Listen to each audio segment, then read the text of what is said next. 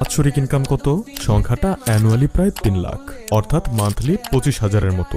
এখন এই ব্যক্তি প্রায় ১৩.৫ লাখ বছর সার্ভাইভ করতে পারবে যদি তার কাছে ইলন মাস্কের মতো অর্থ সম্পদ থাকে। তবে অন্যভাবে বলতে গেলে, আপনি যদি আপনার ইনকামের অর্ধেকও সেভ করে কোনো একটি লকারে লক করতে শুরু করেন, তবে আপনার প্রায় ২৭ লাখ বছর লেগে যাবে ইলন মাস্কের মতো ওয়েলথ বানাতে।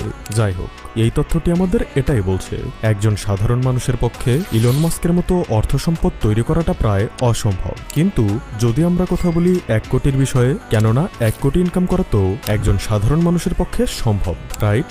ওয়েল, চলুন এটারও হিসাব করে দেখি। যদি আপনি একজন অ্যাভারেজ ইঞ্জিনিয়ার হন যে বছরে ৬ লাখ টাকা আর্ন করে, তবে আপনার প্রায় ১৬ বছর লেগে যাবে ১ কোটি টাকা ইনকাম করতে। আর এখানে তো আমরা খাবার, চিকিৎসা এবং পোশাকের খরচটা পর্যন্তও ধরিনি। তাই যদি আপনি দাঁতে দাঁত চেপে মাসের সমস্ত খরচ মেটানোর পর 10%ও সেভ করেন, তবে আপনার ১৬৬ বছর লাগবে ১ কোটি টাকা জমাতে। এই হিসাবে একজন অ্যাভারেজ বাঙালি টিচারের ৩০০ বছর লাগবে ১ কোটি টাকা জমাতে। একজন রেস্টুরেন্ট ওয়েটারের প্রায় ৫০০ বছর লাগবে এই সংখ্যাটা পূরণ করতে। এখন আসল কথা হচ্ছে, আমি কেন আপনাদের এই ধনী গরিবের ইনকামের তফাতের গল্প শোনাচ্ছি। কারণটা হলো এটা বোঝানোর জন্য ব্যবসা এবং চাকরির মাঝে পার্থক্য ঠিক কতটা। বুঝলেন না? বুঝিয়ে বলছি। রিসার্চ অনুসারে পৃথিবীর সিংহভাগ ধনী ব্যক্তি বিজনেসের সাথে জড়িত, আর পৃথিবীর সিংহভাগ মিডল ক্লাস চাকরির সাথে জড়িত। যারা বেতন কম চুন বেশি নামক চাকরি করছে কেবলমাত্র ওই ধনী ব্যক্তিদের, বিজনেসম্যানদের আরো ধনী করার জন্য। কথাটা একটু বাজে শোনালেও এটাই সত্যি। আর এর জন্যই পৃথিবীর ৯৯ ভাগ সম্পদের মালিক হয়ে গেছে ১ ভাগ মানুষ, আর ১ ভাগ সম্পদের মালিক হয়ে গেছে ৯৯ ভাগ মানুষ।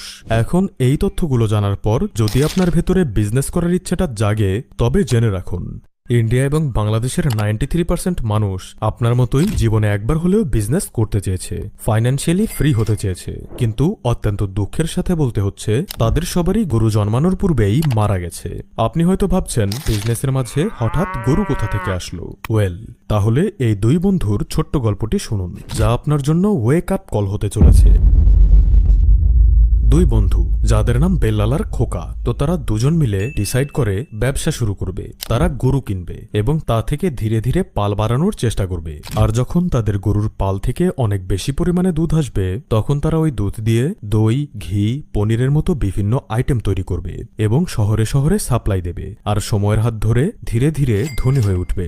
এরপর তারা ঠিক করে পরের দিন সকাল 10টায় গ্রামের মোড়ে দেখা করবে এবং গরু কিনতে যাবে। কিন্তু পরদিন সকালে বেল্লাল সময় মতো মোড়টাতে পৌঁছালেও খোকার দেখা সে পায় না।